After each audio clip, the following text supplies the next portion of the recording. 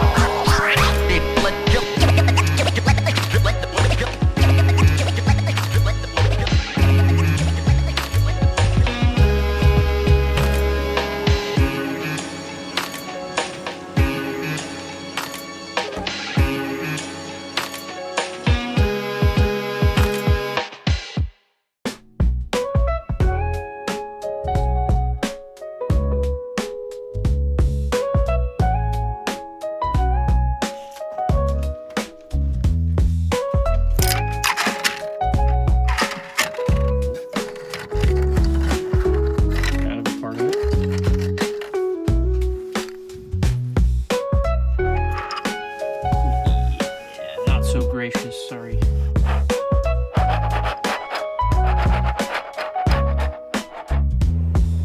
What's going on, guys? I am sick as hell yet again, which is fucking annoying, but we have a bunch of shit to do and not enough time to do it per usual. So here we are. As you guys may have seen on the Instagram and the development channel that I have, if you aren't a part of it, just go to the Function Fab Instagram and click the first link and you'll be able to get into the group. In the group I post development updates, shipment updates, stuff like that. Stuff that I'm working on that may not get released to the public right away, stuff like that. So anyways, I digress. So I printed these 1 7/8" mocked headers. They are 22.5 degree bends, so 4 of them equal a 90-degree bend and a couple straights. And even though I did all that work in CAD to ideally build it off of just the scan and the 3D model. Not that I'm not there yet. Obviously, it's nothing I've done before, so I can't say I know how to do it. But I definitely feel like I could get myself through that project. But the problem that I realized once I ordered, or I should say once I received the collectors,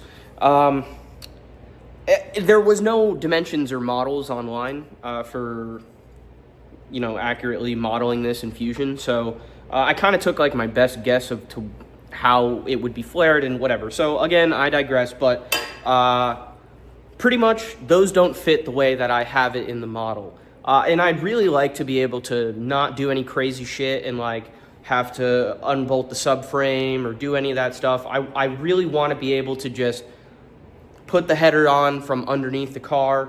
I wasn't going to make it slip fit. I'm thinking I might now to make it so that you don't need to remove the header or any craziness. That's my goal. If it has to be that way, it has to be that way, but I am trying my hardest to make it not that way. 1 for me, 2 for Potter, and 3 just in general. I really don't like doing any more work than I need to do. So this has already been a really time-consuming project, as I figured it would be. But yeah, let's get to it. So I have two of the models already mocked up. Here's one of them, and I transferred some of the bends over to this. Is it the right thing to do? I don't know. We're gonna find out. I usually don't record stuff like this because I get nervous that I'm gonna be highly judged for whatever I'm doing. But I'm gonna be real. Most of the time, I have no idea what the fuck I'm doing, and I have an idea in my head. I know I want to get it done. I know what it looks like in the end, and I'll just figure out how to get there. So, yeah, I'm gonna model up the. I'm gonna get under the car, do the other two runners. This is a nice shot. Why haven't I used this before? Anyways, okay, so I'm gonna get under the car and try to model up the last two runners and see what I can start getting cut today, and maybe even tack some stuff up.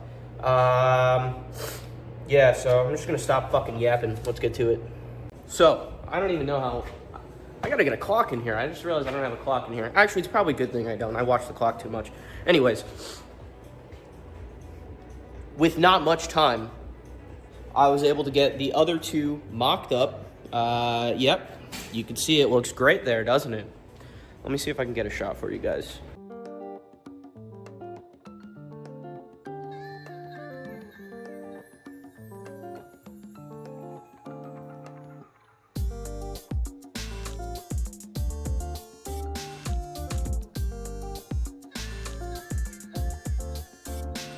Lift or split one with me. Let me know. Here we are.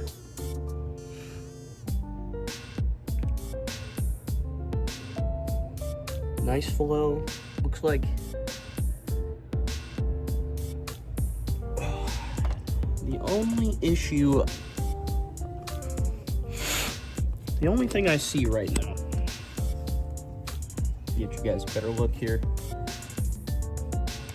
It's tight. So you can see here, it's a little dark.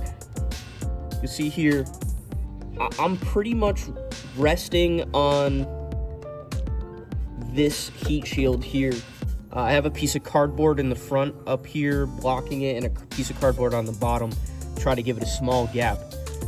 These two slip fit collectors here can only come in from the back here.